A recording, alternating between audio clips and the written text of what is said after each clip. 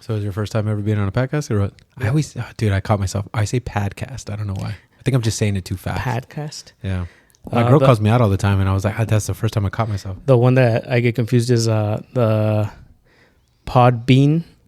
I think I say pod something else all the time. I don't know why I got it right this time. Oh, yeah. Podbean, though. It's easy. Yeah. Podbean. I don't know. You know what? For whatever we got to pay for Podbean, dude, I'm enjoying the, posting it today, but then setting it because it makes it easy. Oh, dude, yeah. I didn't know you could do that. So thank you, man. You're welcome.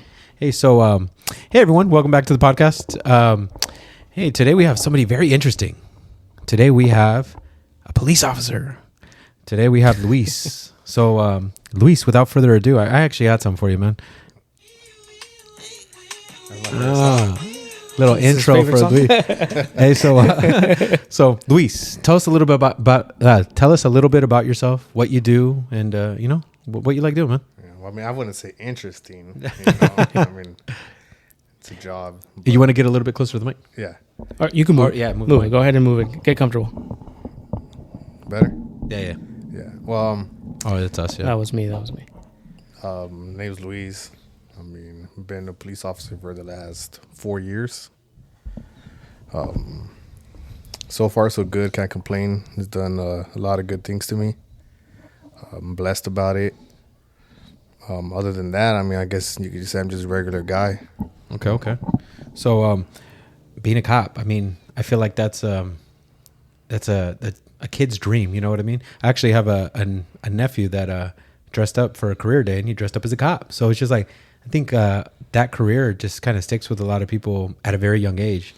Is that something that kind of that kind of happened to you? Is that something you've always wanted to do at a young age, or? In a way, at the beginning, yeah.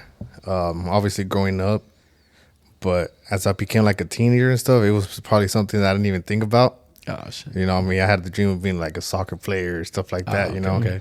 Because I was pretty good at it. But right after high school and got stuck in my old job, I was just like, one day we were just talking about work, and I was looking around me. I was like, man, I'm stuck with like 40, 50-year-old dudes. Like, what am I doing here? Yeah. And then I was like, you know what? I wanted to do it when I was a kid, and what's stopping me now? And I did it. It's a really good thought process, It really is. Walk us through of like you were sitting with those 40, did you say 40, 50-year-olds? Yeah, I mean, I worked the graveyard shift. And, okay. One of my buddies, he would make this bomb ceviche, but we would eat it like at 6, 7 in the mornings with like a 40, and I was just like, man, I'm like 20 years old. What am I doing? So it stayed like that for a couple years, and then I was just at home talking with my just friends and stuff, and my best friend, he's actually a police officer too, and he was already in the process. He's like, why don't you do it, man? And I was like, that's all it took. Dude, that's if I'm not mistaken, are we talking about Officer? Wait, is it Baracas? Is that who we're talking about, or no? Is that a different dude? That's somebody else. Yeah, dude. Before that's Boss Man. Oh, is it really? Oh, dude, I got a good story about Boss Man because has he told you? I'm sure he's told you. Probably not. All right, when it ties in perfectly, I will tell that story. But anyway, oh god. Anyway, so all right. So now let me ask you real quick. Do you kind of reminisce on the times that you were working, that graveyard? Because I mean, it sounds like those were some cool ass days. Yeah. 6 o'clock, 7 o'clock in the morning, dude, drinking a 40. Because I know I used to have a shitty dead end job, and I was like, but sometimes it's not the job that makes it; it's the people that you're with, you're the coworkers, hella make the day. So I mean, do you still have that kind of that camaraderie with all the officers and stuff, or is it kind of you just clock in and go home? With some of them, yeah, just because I don't work here in town, so a lot of them just live outside of the town or go over there, and I'm not really gonna drive out of my way to go out there to go. I mean, not that I don't like the people, but it's just I got my own little group of friends and stuff out here. So true. I totally understand when it comes to traveling, especially when you got you just started a family, right? So congratulations, man. Thank you. So definitely you got time with friends, but no, you got time to change diapers now, huh? Yeah. Getting better at it day by day. Yeah, I think why don't we dive into what a police officer is and what you do on the day to day. So tell us a little bit about Is every day different? Oh, absolutely. Every day is different? Yeah. How so? I mean, I would say you never know what's going to happen. You know, everybody makes different choices every day. You know, you kind of like wake up and you kind of have an idea of what your day is going to be. But, you know, 1 hour you could be at a car accident. The next hour you could be trying to talk some dude down from killing himself. Oh, shit. You know, so it's like you never know what you're going to do that day. Sometimes you don't do anything. Sometimes it's back to back to back. So. Okay, so sometimes you don't do anything. Is it because it's a slow night or slow day? Well, Yeah. Are the shifts, are all the shifts the same for you, or do they alternate? No, I just work days 6 to 6. But I won't say you don't do anything. It's just, for me, not doing anything is just a little bit of calls here and there. And Okay. Yeah. at my own pace. Okay. You know? But, I mean, obviously you do something Yeah. at all times. So when you're, 4 years in and you already got the day shift, bro, that's that must be nice, dude. I got lucky. Oh, okay. I was gonna say, dude, I thought you'd still be doing grades Good or point. something. You know what I mean? Yeah, no, I got in where there was a bunch of new guys, and then it just happened that I got put on that shift. And as time went by, people started going to like detectives or like, you know, doing like little specialties, and I just stayed. And now I got enough now I got enough seniority to where I could pick any shift that I want. So is there a high turnover rate when it comes to cops? Like or is it just more people retiring? I know you're talking about people going into different departments and whatnot, but how is do people end up like regretting, hey, you know what, this isn't for me, and they kind of just, you know, hang up the handcuffs or whatever? Yeah, you see it a lot. Oh, do you really? Yeah. I think it's more of just they don't expect the world to be what it is. They've been sheltered all their life, and then they get to whatever it is. Yeah. Do you think it's mostly like you for instance, you talked about car accidents earlier. Do you think it's that kind of that realm that they're not used to seeing, you know, for whatever reason? It could be a body, or it could be, you know, because I mean, don't get me wrong, I don't think I've gone 34 years of my life and I think I've seen one dead body. So it's just like, it's not normal to see that kind of stuff, you know? So I mean, do you think that could be like a shell shock to some people where it's like, hey, this ain't for me? Yeah, no, absolutely. I think outside of being, I won't say just police officer, but like firefighters or paramedics and stuff, you don't really see, you hear about, that person got hurt bad in the car accident. But like actually being there and seeing that, it's way different. Yeah, I think we all kind of, when we're, you know, stuck in traffic or whatever, and, you know, you've seen that accident, you know, people are like, oh, what's taking so long? But then, hey, you get to the car accident, dude, everybody slows down. Even me, that I'm talking shit, I'm like, why are people slowing down? I want to see, you know what I mean? And it's just like, but when you actually do see something, you're like, oh, fuck, like I wish I wouldn't have seen. But it's very intriguing, because I think just like any other human or any other person, they want to know, they want to see, because it's something that's out of our realm, you know? But how have you dealt with like the first time that you got to see that? I think just kind of, for me, is I like to just do it on my own. Oh, shit. Like for me, I guess you could say time alone is on my drive back. Just listen to some music, sing along, and then just kind of like forget about it. And by the time I'm home, I'm already like, oh, damn, I'm back to home. You know, it's like leave work at work. Oh, so you're able to kind of leave that at the front door. It's just like, hey, you don't bring that shit home.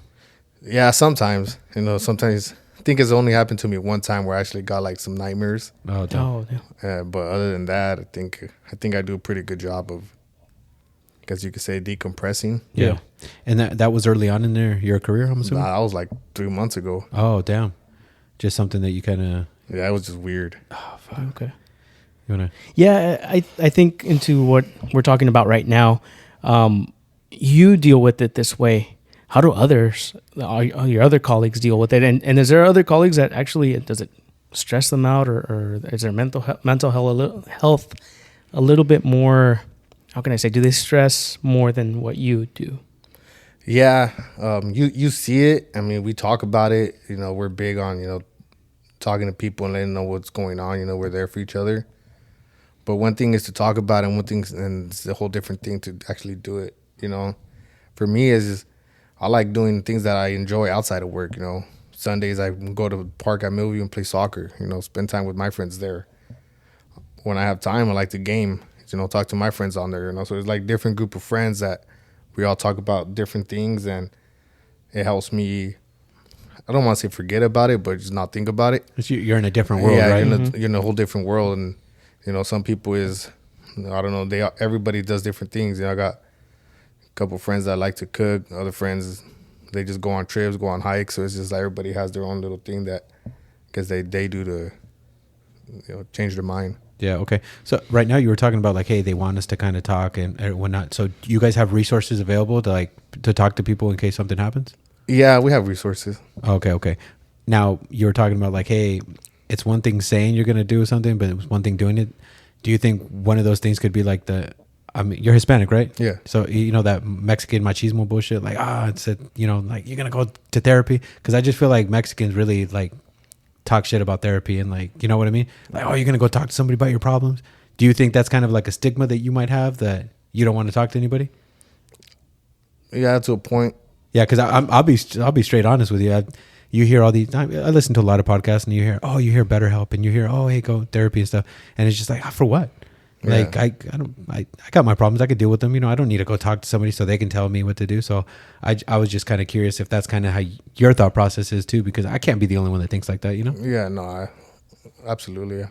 Yeah. That's crazy, dude. No, you got anything to add on that? Yeah. I think in that aspect of things is police officers work in a high, dangerous, stressful environment all the time, at least from outside looking in. That's how it seems. And sometimes I wonder if a lot of mistakes happen because of that. But I mean, you also talk that the resources are there, and I'm assuming people do take them, right? Yeah. Well, it's one of those things where it's, if you do take them, people don't know they don't want others to like talk down on them. Oh, I like that. So it's a lot of, what's the word? Like, I don't want to say classified, but what's the other word for classified? Like, anonymous. Okay. I like it's that. Anonymous. Okay. So it's, I could bring up an app on my phone and dial the number and talk to somebody, Oh, so damn, they have resources where it's like very easily available. I thought you had to go into somebody's office building, make an appointment or something. No. That's actually pretty cool. I like that. Okay, so with I don't know. I kind of want to still dive into this, but I kind of don't because I don't know. I think we've talked about a couple. I don't know. I don't want to say like negative things about it, but what would you say are some positive things about your job? I mean, as a kid, we're all like, oh yeah, I want to be a police officer, but now as adults, we also hear how dangerous it is and stuff like that. What's some positive stuff about it? Seeing the change. Okay. There's a lot, especially from the beginning to your career to, I mean, I don't have a big career yet. I'm not even 5 years in, but talking, I remember, first couple of months, meeting somebody or arresting them or helping them out with something. And 3-4 years after that, they still remember that, and then they appreciate it. And then to you, it's like, damn, I don't want to sound mean, but I don't even remember. Yeah. Do you have a story in particular? I think it's there was this guy that was always like, is a homeless dude. He would always, I guess you could say like dig tunnels or holes inside a creek. Oh shit. So he would always live there and he would always be causing issues and stuff. So I was always cool with him because I'm just like, that's just me. I'm not gonna be rude to somebody I don't have to be. But we arrested him, talked to him, and I guess when he was locked up, he said he overdosed, and when he came back, it made him like realize like, damn, what is he doing, type of thing. So he got out, was doing good, relapsed, overdosed again. And then after that, he's like, man, I gotta change, So I didn't even see this dude for like 2 years. Oh, shit. Then I was sitting in court one day, and he just walked by, and he passed by, and I was like, damn, I recognize this guy because he had a messed up hand from a car accident. So he only really had one hand. And I'm like, man, this guy looks familiar. But I was like, man, that's not him because the guy I know was fucked up, right? Is the homeless, druggy dude. And then he came back and he's like, man, I knew I recognized you. He's like, was like talking to me like we were like close, buddies, And I'm just like, man, And then he, brought up the story like, yeah, you used to arrest me all the time when I was down on the creek and stuff. And I was like, oh, damn, it is you. Damn, shit. So he was just telling me, he had a job. So he actually worked for the rescue mission now. Oh, damn. So he was out there like doing public service and like helping people that were in his position. So he like completely changed. He got himself a brand new car, like started doing all kinds of, and now every time I see him, he's like looking better and better and better. So I'm just like, little things like that, it's like you don't think you really make an impact, but then it's like when you least suspect it, somebody comes up to you and be like, hey, remember? And you're like, damn. That's kind of cool, man. There's hope. There's hope for other people, you know what I mean? Because I don't know, I don't want to say I'm like desensitized to like seeing homeless people, but it's just like, fuck, bro, they're everywhere and you don't know if it's a scam. And sometimes it's just like, hey, bro, you put yourself in that situation. But it's kind of nice to kind of see that, like, hey, man, people can dig themselves out of the hole that they've. I think it's 50-50, honestly. You see a lot of it, though. Yeah, there's some people where it's like, man, you have everything available for you to change, but you just don't like following rules. So then they like it like that. But then there are also some people where they tell you their story and it's like, damn. Yeah. You got to kind of step back and be like, maybe I do got to spend a little more time with this guy. That's true. Because a lot of people, damn, dude, like, they're in the system where, foster system, then they get kicked out and they have no one to kind of rely on, dude. And I've heard some stories too, where it's just like, fuck, dude, they're kind of set up for failure, dude. And they got once they're kicked out of the system, dude, they get no help from the government either. So it's just like, fuck, dude, they're just, hey, if you're on your own, you're an adult. Yeah. No, you see a lot of like 19-year-old people that are homeless out on the street, so part of me is like, man, you could go work in the field and get your money, but then part of me is like, damn, I don't know what you went through growing up. Maybe you'd rather be alone and not trust people around you. Good point. Because how many times in their life have they trust in somebody and then like, oh fuck, hey, we don't want this kid anymore. Whether it's a foster parents or whatever. Mm-hmm. So I get it. It sucks. Hey, going kind of backtracking a little bit. You were talking about, hey, you have to go to court. What are some of the reasons you got to go to court for? Primarily just when people, I don't want to say when they don't plead guilty, but like when they try to fight their case type, when like they get arrested for X reason or something, and either they get a lawyer and try to fight it, so then I got to show up and say my side of the story. Because you're the arresting officer? Yeah. Oh shit. Okay. All right. So, what would you say? I mean, is it case by case where they always going to need you, or is it like? It's not every single case goes. It's just more of just whenever that person wants to. Oh damn. Okay. You got anything? Yeah. Can you walk us through like an arrest, like something not crazy? Let's just say there's an arrest for something. What's the process? I mean, you arrest this person, you take them to prison. I don't want to talk for you, but go ahead. Yeah. Well, prison and jail is two like different things. Jail. Yeah. Yeah. And this is stuff that I learned. Obviously, I thought it was all the same thing, right? But it's all kinds of different things.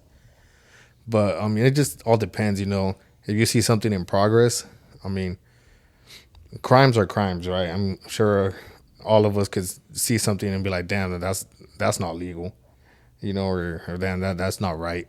Right. So it's kind of like that too. You see something happen, you do something, you don't want to, it's hard just because at certain points in the investigation, you can't do things after that without, reading the rights, or you can't handcuff somebody if you don't have to, but then you could if it's X, Y, Z. So it gets complicated sometimes. But for the most part, you go somewhere because somebody needs your help or something's going on or somebody did something to them.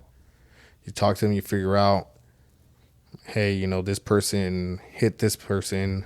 I didn't see it, but they're telling you it was this person. So you take their word from it. As far as for us, we got to make them sign a paper saying like, hey, this person was the one that did this to me. Because, you don't want to tell them like, hey, you punched him, but in reality it was somebody else and now I'm arresting you, Oh, and you got the story wrong. Oh, shit. Yeah, okay. So then whenever we don't see something that's a misdemeanor, we got to make sure that we get that person to sign like, hey, that's where the citizen's arrest. Have you guys heard about that? Yeah. We have. That's what that is. Can you talk a little bit about that? Yeah, so it's, for example, this is your place, right? Mm-hmm. Why would you use you as an example? You're beefing with him and you come one day, he sees you, you break his window and you bounce. He doesn't have no cameras or anything, But then he calls us, you're not here no more. And he's like, yeah, it was his person. We're like, how do you know? Because I saw him do it. How do you know it was him? Because I know this person. We've been friends for X amount of years. So it's like, all right, you signed the paper. We go try to, find out where you're at. You're denying everything, but he's saying it was you. So now we could make that arrest. But obviously if it's like something greater, like this person try to like shoot at me or something, then, at that point it's like we have to develop enough. Like we don't even need his permission anymore to arrest you, because it's just a ongoing case, right? They got to figure out what's going on. And then it's how, dangerous it is. Okay, so now using that same story and example, if I were to try to fight it, that's where you show up in court, right? Yes. Because I want to contest whatever's going on. I will show up and then he will show up. And then I present, what he told me and the evidence we found, For example, a good cop would go around the neighborhood and be like, hey, have you seen this person? Yeah, he's always over there, but I know they've been arguing lately. Oh, okay. Or like, yeah, that camera saw, I went, down the street. I know what type of car you drive. I'll see the camera. Oh, yeah, it happened like around the same time his car drove by. So it's like, it's a lot to it. So when you're not on calls, is that something that you're doing? Like, or do you specifically have enough time during your day to make an investigation like that? Or is it all in the same process? You just go around and talk to people? For like bigger cases, I don't want to say one case is more important than the other, but like when it's like those emergency cases where it's like, we need to arrest this guy like ASAP, then we spend a lot more time as soon as it happens. Okay, so you prioritize that one over others, right? Yes, exactly. Before the case gets cold or whatever. Okay. But for most of the time, you try to take care of every little step to make sure you got everything that you need. Oh, okay. But that's where detectives come in place, right? I get this case and I'm just like, oh, this is a good one, but I got like 20 other calls that I got to go to. And then the detectives is like, all right, I'll take care of it. And that's where, you see the movies where the police officers show up and then they bounce and then the detective stays there. Oh. Okay. So I kind of want to touch on something that you said. And if you feel like you're going to out somebody, we don't have to talk about it. But you said, and I quote, a good cop would go around and ask questions and try to figure this out. So what would a bad cop do? Or maybe not a cop that's as committed as, I don't want to say bad cop, but what would a cop not as committed do? Just like not go and ask questions? Or I would say it's more like just the effort you put in. Oh, okay. There's a lot of times where it's like, okay, I have enough for this case. I'm done with it. But then you could always do more. Yeah. So I guess that's what I mean by that. Okay. I kind of wanted to touch base because I was like, maybe I was thinking that cop was coming to an assumption. Oh yeah, it was him. It was clearly him. When, he obviously, if he would have dug in a little deeper, walked 3 houses down and saw, hey, there's a Ring camera and he caught it. You know what I mean? And yeah. It tells a different story. No, and sometimes it is like that. Oh, okay. Sometimes you just got enough and okay, that's it. But then there's some times where it's like, you know what? Let me just go. So it's just, I guess you could say laziness. Yeah. But, I don't want to say laziness because there is times where, you look at your call screen and there's like 20 calls that you got to go to, and the next person just as important as this person. Yeah. But then it's like, you got to pick and choose, and it sucks. Just the reality, just being short-staffed. Oh. We're built for like 10 people during the shift, but there's 6, 7 of us at a time. Oh, okay. So I guess that's where it gets hard because you kind of, I don't want to say pick and choose, but you just don't have enough time to put in 100% to everything. Gotcha. Is it that you're short, you guys, or not just you guys, I think the industry, right, of police officers or police departments in general, short-staffed. Is that a police department issue or is that like a city issue that they're cutting? Do you know any of that, or can you give some insight on that? I would say that more it's a city thing. It's a city thing and it's a person thing. You could get 30 people that apply and then we only have, let's say, for example, 5 spots available, right? You get 30 people that apply, they pick the best 5 that they think, are going to work out. They hit the streets 2 months in, like, hey, this is not for me. Fuck. Then they bounce and we still need 5 spots. And then now we got to go through the hiring process all over again. And it takes, 8-9 months to get somebody back in. So, wow. That's where it makes it hard. Yeah. I mean, I don't know. I don't know. All I see is I've never seen so much recruitment ads. Like you see it on the highway, you see it on the cop cars, I was like, what is this? And then, so it just goes to show you that they're really trying to get these people in, they're trying to recruit them, but they just can't hold on to them. And it could be that, and I'm sure that the whole Blue Lives Matter thing and the whole, everyone's just saying, oh, cops are bad or defund the police. That's not helping anything. So it's just like it makes the people that are wanting to apply just second guess their career. I'm like, hey, do I really want to do this? And it kind of sucks. But I mean, how have you kind of, how is that?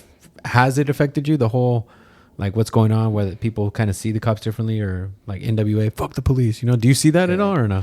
You see it, but I think, let me see.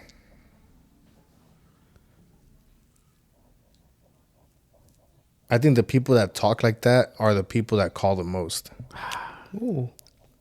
That's so funny that you said that. Yeah, ironic. I've heard this before because they're the ones that usually end up needing the help because they're the ones in areas that are, like not in the best areas. So go in a little deep about that. Like what elaborate? Like what do you mean about that? I would say, like us Hispanic people, a lot of us are just more like, if we don't want no issues, we're not going to do it. We're not going to go out doing stuff. I feel like we tend to like do things on our own or handle our own, but then like a lot of people call the police for non-police issues. And that's where it gets hard. I see a lot of people calling because, I can't control my 13-year-old and they call the police, and we have to go for that.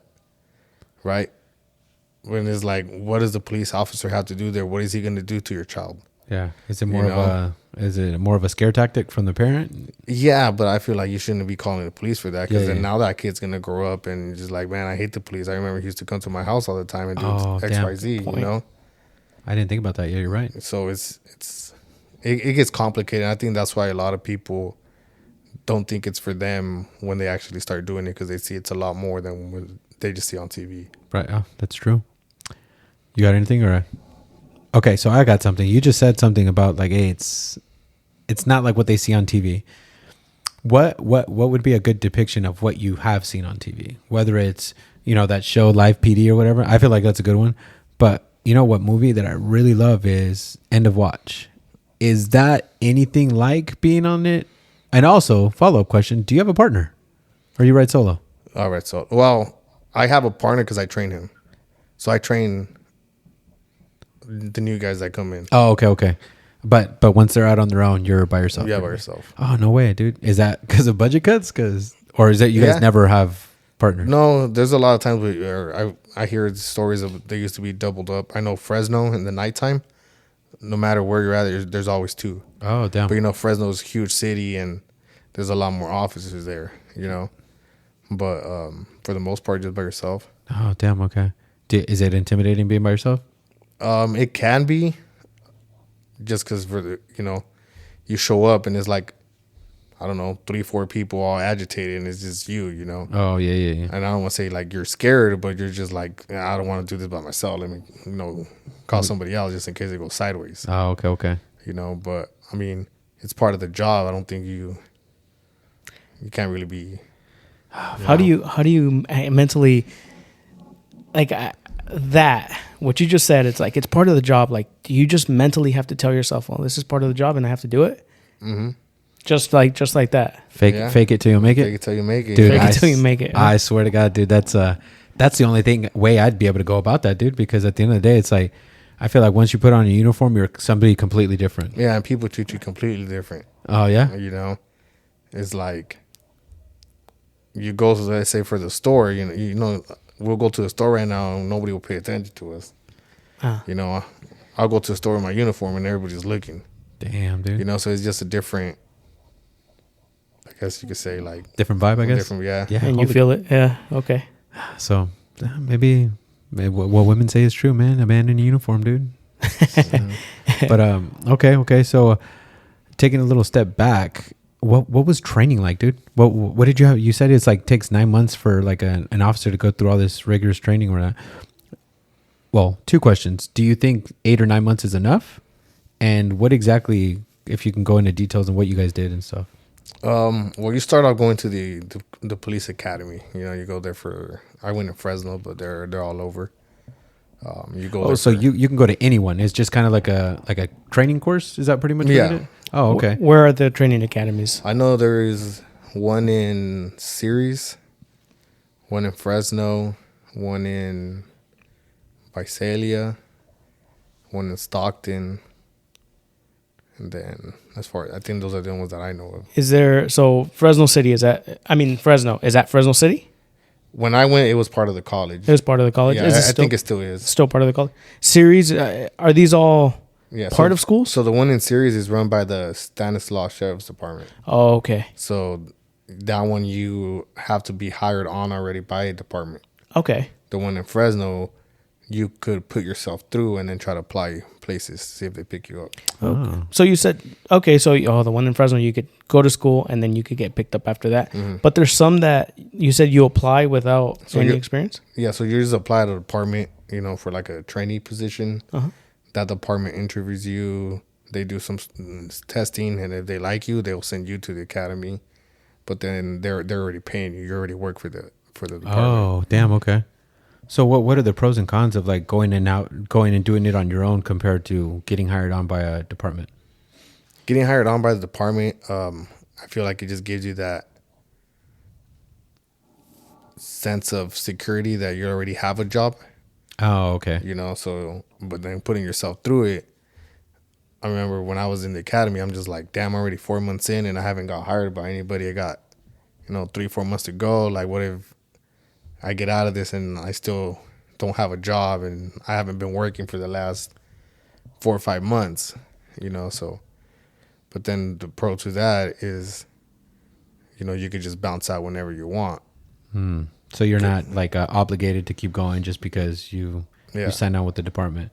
Okay, so you're talking about what you like, pretty much what you went through for training and stuff. You said you didn't have anybody 4 months in. Are you applying just like any other regular job, or since you're in the department, already in the academy, are like other police stations or police departments like looking for people that are already in the academy? Yeah, both. Oh, damn. Okay. Yeah, so you'll have departments that go to the academy and then they'll put out applications and you apply to them. But then there's also like, let's say, you got all the different cities around here. Not every city is going to go to every single academy. So then you just apply there.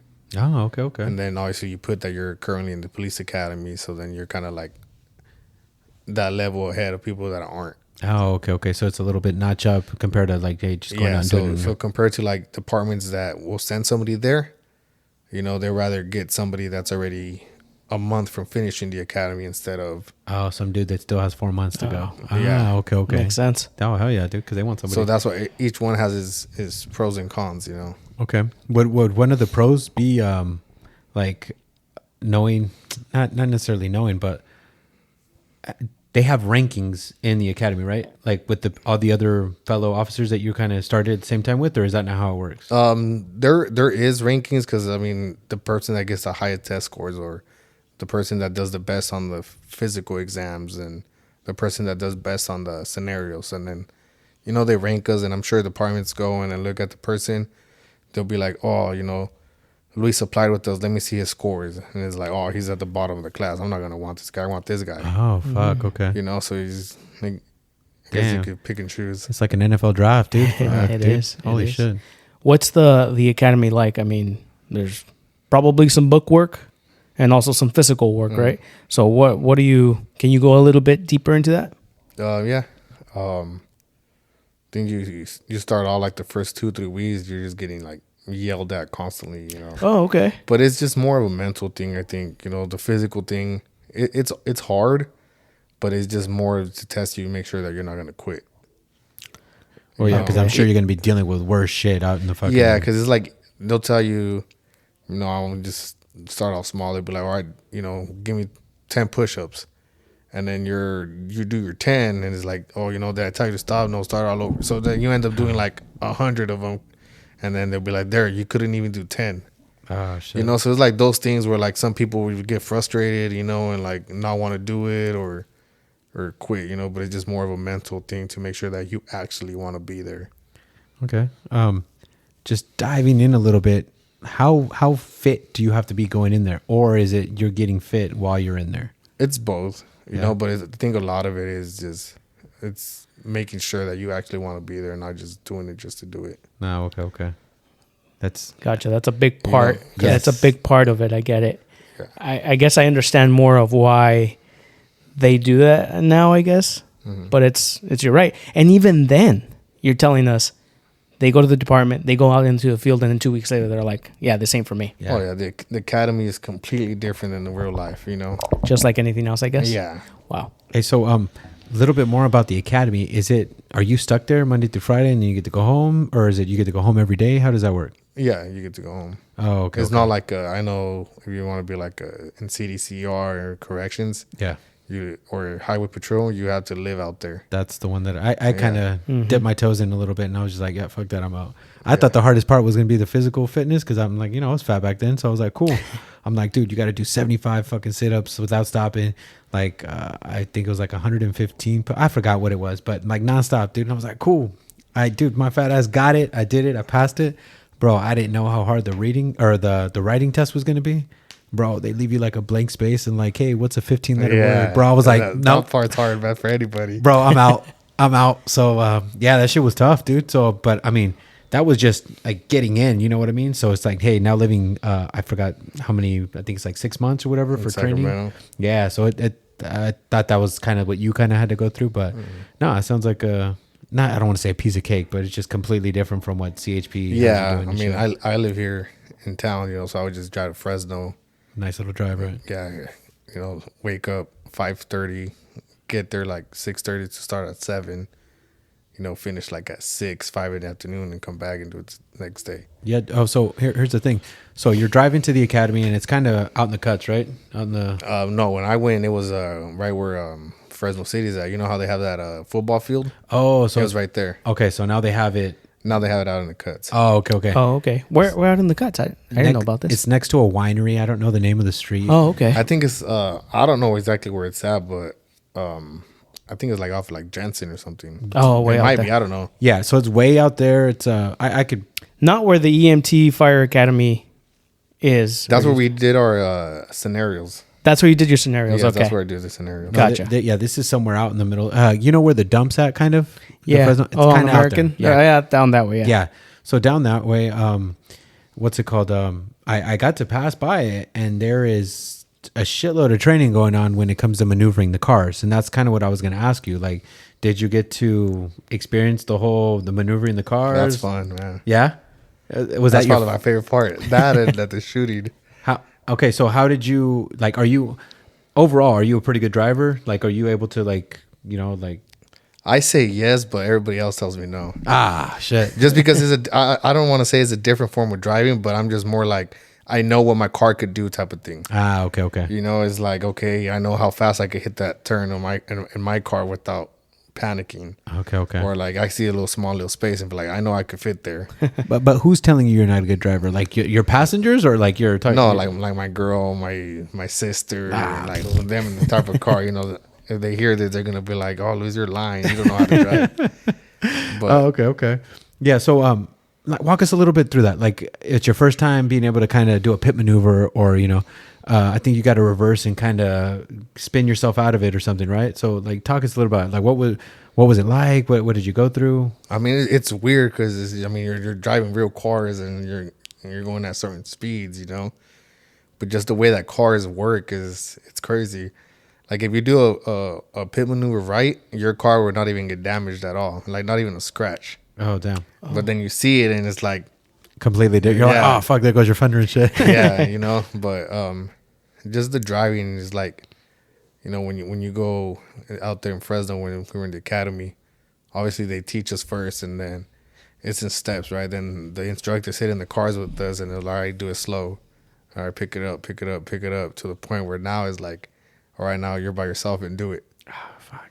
You know, so it's just cool. Just spending the whole day just driving fast, doing things that you never done before. Oh, that's awesome, dude. I think that'd probably be the funnest part of my job. You know, if I were a cop, you know, dude, I love driving. I feel like I could do just about anything. You know, I play Grand Theft Auto, so I'm like, oh, dude, I'm a hella good driver, bro. But you know, joystick and doing it in real life, completely different. I get it, but dude, it must be awesome. You got anything? Yeah, and is there after you're done with the academy, is there like a state test you have to take? Or is it you finish the academy, you graduate, and that's it? Yeah, well, at the end of the academy, you just kind of do like a test of everything that you learn. Okay. But they break it up into parts as the year goes by. Oh, so you're not taking one big test at the end? No, so it's like maybe out of the 6 months, you know, the first month in, you take a test of everything you learn. The second month, you do of everything you learned in that new month and the last month. Oh. And then at the end of the year, they just do one big one. One so big test. You see the things, but it's like it just kind of refreshes your mind of like what you learned back then and see if you're still holding on to it. Oh, that's kind of cool. You don't learn everything, and they don't expect you to know what you learned, 9 months ago. So it's kind of cool that they kind of. Well, I would hope so, though. Yeah, but Yeah. I would hope that. But I like. I guess what I feel that you're trying to say, or the way that I understand it, I also like that they're not waiting to the end to cram everything in. They're training you, and then you'll take your test, and they're like, okay, cool, you're good. Let's move on to the next thing. I do appreciate that, and I like that. Another question that I have for you is there any continued education that you go through right now? Like, I know the laws change, I mean, almost every year or every 2 years or whatever. And then technology also changes. Is there like training that you constantly go through?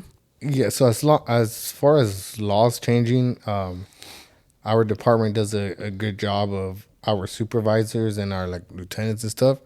Whenever something changes, like in Congress, where they were to change the law or something like that, we talk about it before our shift starts. You know, we kind of go over and talk about it, see what we feel about it. As far as training goes, that's up to you. You know, we do trainings, right? Don't get me wrong. Like, we do monthly ranges or like monthly arrest and control, like wrestling type of things. But there's resources out there where it's like I could sign up for a 8-hour course on narcotics, and then just either show up there or do it online, or sign up for a course on fentanyl or stuff like that. That I put myself through so I could learn about it myself. Does that bring you any more income because you're more knowledgeable about it, or is it more for self? It's for knowledge? self knowledge, and I mean, it always looks good later on in the future. We're trying to get that promotion where, what separates you from other people. Well, not only did I do my job like everybody else, but I also did XYZ over here, and so it looks good on your resume pretty much. Okay. But then it also helps you when you're at work. It's like, oh damn, I remember I was listening to that district attorney from San Bernardino talk about this, and now I see it, and I know what this is compared to somebody that didn't do it. Oh, that's kind of nice. You can kind of reference on things that you've seen, and it's cool that they have those kind of resources, man. Yeah, and then our department, they'll send us to trainings. Like I just came back from Fairfield. Doing a hostage negotiator training. Oh, damn. So, you get to experience all kinds of different things, and then you meet people from all over the state that are doing the same thing as you, and now you get to, have somebody you could talk to that lives, out in the Bay Area, and to see what they're like, and then, hey, man, I got this situation. Has your department ever dealt with that? Oh, yeah, we did this. Look, hit up this person. He'll help you out. Oh, nice. You get to pick their brain. Nice, dude. That's actually pretty cool. Are those trainings that you said they sent you to, they're mandated trainings? Like you got to go to them, or? If you're like in those specialties, or if, your department wants to send you. Okay. Can you talked about specialties. Can you talk about the different specialties as a police officer? Yeah. I mean, I do field training, which is, when somebody new comes in, I get to train them. Then we have, obviously the SWAT team, the bomb team, the gang unit, detectives, the school officers, the DART team, which is like deal with like homelessness and stuff. I know Madera has like their little river team. I know sometimes in the quads and you shit. see them in the quads and stuff. So I know the sheriffs, they'll have like their dive teams or like the stuff. It just depends on where you work at. They have different specialties. Can you have different specialties? Like, can you be part of the squat team and also part of... That was me, sorry. Part of the squat team and part of field training? The SWAT team? Yeah. Squat, not squat. What did I say? I said SWAT, I didn't I? heard That's squat. squat. I heard squat too. Bro, sorry, it was... We'll rewind it. yeah, it's fine. Yeah, but can you be part of different specialties, or can you only have one specialty? No, you could be part of different ones. You could be part of different ones. Hey, so people that are in the SWAT team, they're just regular cops, and they just That's when it goes down to like departments, right? Like our department is small enough to where you have to be a regular officer, but then if something happens, if you're part of the SWAT team, then you go do your SWAT stuff. Oh shit! You know, but then you got big departments like, I don't know if Fresno does it, but I know like LA and stuff. Like if you're in the SWAT team, that's all you do. You're strictly squat, right? SWAT. Sorry. See, it wasn't me. Yeah, so it just all depends. Okay, so now, going back to like the specialties that you have here, do they get based off pay? Like, do you get like a certain, or is it just kind of something that you can say you have or have experience in? Some offer you a little bit more incentive, some don't. Oh, okay. And then some you could stack them up, and some you can't. Okay. Oh, damn. Okay. Is there a reason why? Is it just take too much time? I think it's just like through the city type finances and stuff. Oh, okay. Are they transferable? Say like you're in this city and then decide I want to go to this other city. Will they take you and right away and say, oh? No, you'll have to just start off at the bottom. Oh, you have to start off at the bottom. Gotcha. Just like any other job, man. Yeah. So, okay, we're talking a little bit about specialties, SWAT. Or you have any stories of where you've gotten to see SWAT in action? Like, what would they be called for?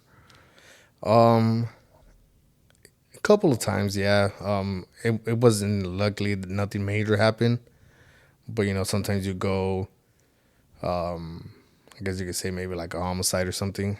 Oh fuck! You know, and they'll be like, "Oh, we think the suspect's inside this house." You know, obviously that's like a SWAT call out type of thing. You know, just to have better safe than sorry type thing. Yeah, you know, and a lot of times, they're not there or they come out. I mean, luckily nothing major has happened, but you know, those are the type of situation where like something like that will happen, or like, hey, we're gonna serve a warrant at this house. You know, we have previous history with this person or with this house. You know, maybe we should call the SWAT team. Oh damn! So it just all depends. Okay. Go kind of leading into that. Do you have any crazy stories that you can share that you're like, holy crap, like can't believe this happened, or I got to witness this, or?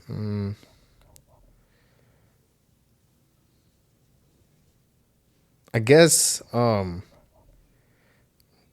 crazy like give me like one thing you I don't. It could be anything. Dude. Doesn't have to be super crazy. Like it's just an impactful. No, it could be even like, hey, dude, I pulled over the Civic because you know I had taillight was out, and dude, there was like 14 kids without like I don't know, 14 kids with no car seats or whatever. It could be anything, dude. It's just something out of the ordinary. Okay, well, I guess getting guns off of cars is pretty cool. You know? There was one time, it was like the end of the day, dude. It was like I get off at 6, and it was like 5:30, and I had just finished getting off of like a DV. So in my head, I'm already thinking like, what's a DV? Domestic violence case. Oh, okay. You know, so in my head, I'm like, then I gotta go back, gotta finish this report. I'm gonna be here late already, like, you know. So I'm just driving by. I'm already headed back to the department to finish off my day. And I just seen this dude, and he looked at me, and then he like kind of looked away. So then I was like, should I not? You know, in my mind, because in my mind, before I even get there, I'm already like, time to go home type of thing. You know, and then it goes back to those things like, who am I gonna be? You know. Yeah. So then I flipped it, pulled him over. Super cooperative. I was like, man, this guy. And he didn't have his license. He told me he didn't have a license. So I was like, in my head, I'm just like, I did this for a reason. Like, I was like, I pulled you over for a reason. Like, you know, to some people that might seem like, oh, you were profiling him. But I was just like, nah, there was something inside because I've seen a lot of people do things, and I just like, whatever, dude. You know, but it's like something made me pull you over. So then he was good. And I was like, hey, you know, just come out the car. I'm just gonna write you a ticket quick. And he popped the door open. He got the extendo just sticking out the car. Shut the car door. So, you know, put him in handcuffs and started searching the car, and then found the gun in the, you know how the car seats, some of them, they have that little pocket in the back. Oh, yeah. I'm puzzled because I don't know what he's talking. Oh, the car seat. Yes, in the back. Yeah, they had that little pocket. Yes. He had it wrapped up in a shirt back there, you know. So then I was like, now I'm stuck with this, and I got to book this guy. So that's where the stress comes in. You know, it's like, okay, now I'm stuck. I might get stuck at the jail with this guy, and I got to go log the gun, and I got to write report for this, and I still got to finish the one before that. So that's where it's like a lot of people, a lot of the new guys, right? Because like the people that already been there, they know what it takes. They already know what it takes, right? So a lot of the new guys, it's like, yeah, it's not your regular 9 to 5 where you know you're gonna go home at 5. You know, it's like, is your 6 to 10 job. Hey, but you're still getting paid for all this, though, right? Yeah, you're still getting paid. I mean, shit, I'd be happy once I see my check at the end of the day, shit, or I mean, the end of the week. But yeah, I mean, I think that is kind of crazy though, because you know, I've seen people on TikToks, you know, officers say like, hey, when I'm driving behind you and it's 5 o'clock or 6 o'clock, I'm not following you. I'm going to the state police station, you know, like just move, because like everybody starts doing, you know, the speed limit because they think the cop's going to pull them over. Yeah. And it's funny that you mentioned that. Hey, it's like, hey, it's 5:30, you're clocking out. You're like, fuck, should I? But it's just like, I'm sure there's been so many cases where cops were like, fuck it, I'll let it go, because they don't want to do the paperwork. Mm-hmm. And you're over here talking about like, on average, if you didn't have the domestic violence case, how much time do you think it would have took? Or how much did it take? How long did it take for you to, by the time you got him in, by the time you checked in the evidence bag, like how long did all that take? So I didn't go home till like 11. Oh man. And you were supposed to be off by 6. Yeah, and get home at 11 and be back at 6. Yeah, and be back at 6. Oh shit! So nothing else changes. Like you still gotta show up. So you know, you said that you probably have to take him to you have to take him to the jail. You have to do that? Mm-hmm. Nobody else could take him? No. He's your guy. He's my guy. Sometimes, you know, if the people coming in the night shift, you know, they show up and like there's really not much going on and they have enough people to where like one of them could be at the jail, then we do a pretty good job. Like, hey man, you know, can you come cover for me? I already finished everything. Just as soon as they put him in, you're done. You don't gotta do anything. Then they'll do that, you know. But a lot of times it's like, nah, we're busy right now. You're stuck. Damn. Oh, fuck, dude, that's crazy. Fuck, that's definitely a side that I've never heard of. You know what I mean? So it is. Yeah, there's a lot more to it. Oh, I bet. Imagine you have your kid's recital at 7, bro. Yeah. Fuck. And I think that's where a lot of problems come about with family. Yeah, I was about to say that, dude. That's why, I mean, I've talked to, you know, my girl about it, where it's like, hey, don't expect me to get home on time. You know, if I am, I'll let you know. But that's why I don't like planning anything. Like, there's a lot of times where she'll be like, oh, I have a dinner at 8. You want to go? And a lot of times it's like, yeah, I'm down. And then it's like 7:30. Where you at? Then I'm just like, hey, I can't make it no more, you know? And then for her, it's like, damn, like, I had this picture in my head of us going to go. Yeah, for sure. It must be tough. But then again, she also has, I mean, I'm assuming she's got to understand that, hey, dude, it's not, like you said, it's not a regular 9 to 5. It's more of a commitment. You know what I mean? It's like, hey, you're all in, shit. Yeah. How do you feel your career as a police officer is going to evolve in the future? Do you have any goals? Yeah, well, right now, my obviously my goal is to move up, you know. And what's up? Like, just after this, you know, maybe become, you know, detective or sergeant, just keep on moving up in the ranks. Ever since I started the job, I was like, I hope I'm a chief one day, or like a lieutenant or something, or a captain. You know, that's my goal. I feel like we should always have goals, you know, not just kind of just stay where we're at, because then the job gets boring. True, a little bit different, and yeah, I agree with you on that. So the ultimate goal would be a chief. Mm-hmm. Yeah, try to be like the chief in Fresno, bro. That dude, fuck, I look up to that dude every day. If you guys don't know, look it up, abc30.com. It's out there. I was gonna say shout out to But I'll refrain from saying that. Hey, dude, but he got hired on like the next day, bro. I forgot where he got. I think he went to Arizona. San Antonio? Oh, really? Or somewhere. Yeah, San Antonio. San Antonio? I didn't even know about that. Went to a different state, bro. They hired him right on. Did he? I don't know if he really did. Yeah, that's what I saw. I saw it in the news that he got hired on right away. My boy. Yeah. Bounce back. Minor setback, huh? Yeah, dude, right? Just a quick setback, bro. But Was it? yeah, dude. No, I'm just kidding. Yeah, I guess you're right. He got at the end of the Was day, it? he got his, you know. But yeah. So anyway, you're talking about like, hey, you want to move up, or what are the things in the 4 years that you have accomplished? Like, what are the things that you're proud of? You're saying, hey, you're training people now. Is that what are the other things you might have done? I got into the hostage negotiating team. Ooh. Oh, that's why you had to get that training, right? Yeah. Oh, okay. I got into that. I'm an apprentice in the bomb unit. Ooh. So you can do stuff like that. I feel like I've done a lot in my short time. Oh, okay. That's awesome, dude. You know, because you get those people that have been there for longer, and it's like they haven't really done much. You know, I feel like I've done a lot, so I'm happy about that. That's awesome. Congrats, man. Yeah, that's awesome. Dude, bomb, that's crazy. Yeah. With each of those things, can you go into detail? Like bomb unit, is that, I mean, I know it sounds straightforward, but is it defusing bombs? Is it? No.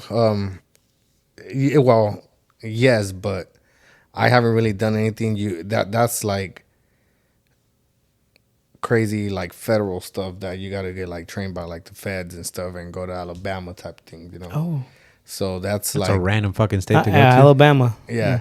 So that's like stuff that, you know, I don't have nothing. So I'm not going to sit here and talk to you guys about it because I don't know anything about that. You know, I just kind of like go help them out around the shop, and like they'll teach me like little things, but there's stuff that I can't do.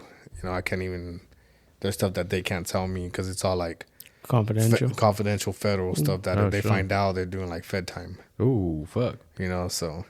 Oh.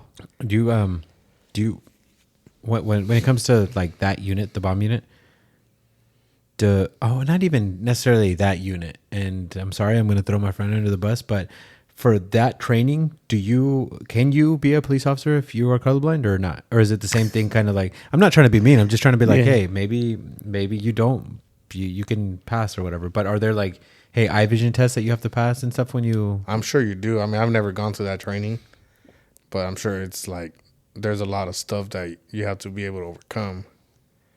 Yeah. I mean, I didn't know if it's as vigorous as, you know, we were talking about, hey, CHP. We were talking about the... I think this is a lot harder. Yeah? Oh, damn, really? Yeah. Oh, damn, okay. Because you're living out there, I think they say for like 4 months. So, like, if you get sent, like, if you're going to, like, be part of the team, like, be a tech... Like you get sent to Alabama and you live for out 4 there months. for like 4 months. And you're there, like, hey, fuck, you're committed. Yeah, and you're there. Just this is what I'm gonna do. Fuck. Ooh. Yeah, that's an investment. Yeah, fuck. That's an investment for sure. All right, cool, man. Yeah. Damn. I have one thing that, and I do this quite a bit with my team, and I do it on safety, because I want them to wear like their safety vests or safety glasses and stuff like that. And I always give the example. I'm like, do you really think a police officer goes to work every day without his vest? No. Does that happen though? Is there police officers that forget their badge? Is there police officers that forget their hats? No. And why don't they forget that stuff? Or why is it because I don't know if I'm explaining myself correctly, but is there a standard that you guys all follow? Well, yes, because I mean, for our stuff, I mean, I leave all my stuff there. Gotcha. We have lockers, you know, so whatever I use at work that I'm gonna need, I leave it there. You know, but to standards, yes. I mean, obviously, it's a profession, right? You're gonna call a police officer to come and help you out. The last thing you want is for that person to show up and they look shitty. Yeah, that's so you true. Know? They don't look good, and appearance has a lot to do with it. You know, you call for somebody for help or somebody help you out, and they show up. They look nice. Uniform looks nice. They look nice. You know, they can be like, all right, this dude knows what's up. And somebody else shows up and it's like, things are all over the place. They look all. And then it's like, you know. You're right. I've had, and an instance where CHP came to my house. You know, they were doing an investigation. Dude, it's 7 o'clock in the morning, and this dude's crisp clean, dude. Fucking, you know, he's got the crease in his pants. I'm like, damn, this dude is fucking ready to go. Then one time I had to take my car to the CHP, and fucking fat ass CHP, fucking shirt, se le está fucking guango, like coming undone and shit. And I know he's probably just like the office guy and shit, but I'm like, damn, like you're CHP too? Like this isn't the dude that came to my house. Yeah. So it's just like I know what you mean by appearance, dude. It just makes a big ass difference, dude. And that's all I wanted to say. But what's I had one more question, but I don't know. I guess I don't know how to ask it, so I'm not gonna ask it. Not gonna take a shot. Yeah, I'm not gonna take a shot. It's your chance, man. No, but okay. So being okay, we're talking about like, hey, this is what something, you know, kids kind of dream of. Maybe this is something that maybe somebody wants to look as, you know, hey, they don't know what to do, and like, hey, maybe they are turning into wanting to, you know, turn into the crime force or, you know, police department force. What would you say to somebody that's, you know, on the edge or on the fence of, you know, wanting to join, whether it's because they're scared of, you know, what we mentioned, like, hey, it's not what they thought it was going to be. Like, what advice would you have for somebody? I'll say just don't pay attention to the news. Why that? Because it's like they're always going to show the bad things. Oh, you know, there's a lot more to it. You know, there's a lot of good that happens behind the screen. That's so true. They always report the bad. You know, they never report the good. You're right. Like it's always like you said, you know, like that story I told you about the dude, you know, it's like those little things that make me happy. You know, and I want to say happy because a lot of people, I think they could reflect more on happy than make me feel good, I guess. It's like just, I mean, you don't know unless you try it. It's like comes down to like anything else you want to do, right? You think you might not be good at it, but then you actually do it and you're good. You know, and there's a lot of like 80% of the job is just talking to people. You know, just be a good people talker and you go a long way. Okay. You know, you could change somebody's mindset just by talking to them. And somebody that's kind of trying to dive into the police force or whatever, what advice would you have for them before they get into the academy? Like, hey, start running, like, hey, start, you know, focusing on a certain type of book. Like what kind of advice do you have for them before they get to the academy? Obviously, I mean, just be in shape, but a lot of it is just make sure that you want to do it, not just because of the title. You know, because if you actually want to go out there and genuinely like help people and, you know, put yourself in those situations where something might happen to you, you know, then do it. But if you're just thinking about doing it just because like, oh, I think it's cool, then I feel like those are the type of people that don't really last long. That's true. Because like they don't want to be there. I feel like that'd be me. You're talking about like, oh, I leave everything at home or at the department. Bro, I'd be wearing that uniform everywhere, bro. I'm like, hey, do I get a 10% off? Yeah, no, you know, it's like, I'm sure there's people like that, but I think that's where it's like people, I guess you could say, maybe start getting into trouble, where they start acting like they're at the job when they're not at the job. I've noticed, what do they call it? People that like when they get power trips and stuff. Are you saying that? Yeah. They let it get to their head. Yeah. Okay. Well, hey, anybody that's looking, you know, joining in the force, hey, you got this guy. You guys got any questions? Feel free to reach out to the pod, and we can definitely, you know, reach back out. Maybe we can follow up with him and see what he's, you know, maybe more accomplishments down the road. But hey, thank you for coming, dude. We really do appreciate it. You want to close this out, man? Yeah. Once again, thank you for coming. Thank you for diving into your profession and your career. We wish you the best of luck. Yeah, everybody, thank you so much for listening. We really appreciate all our listeners. We follow us, tell our friends, tell your family on Instagram, share our post on Mondays, Tuesdays, whenever we post them. If you have any questions, reach out on the podcast. I know Ed and I are very active on the DMs. And if someone is interested in being in the podcast, please reach out. We're always looking and finding people to be on this podcast. Yeah, definitely. I'm still looking for a garbage man, so I really want to talk to a garbage engineer, I guess you could say. Yeah, Jackie's gonna kill me, but a stripper. Oh yeah, dude. No, there is a girl in Madeira that does OnlyFans. I'm trying to reach out. I need some type of connection. So if you guys know her, I mean, shit, should we just create an account for the business, dude, so we can reach out to her? I think we should. I think for business purposes, we should create an OnlyFans and just reach out on there, because there's probably no other way to reach her, right? Yeah, I think that's the only way to go about it. I'm gonna get my ass beat. Good thing Luis is here, so. Oh yeah, he's gonna have to file a report, a TV case, dude. All right, guys. Thank you, guys. Bye.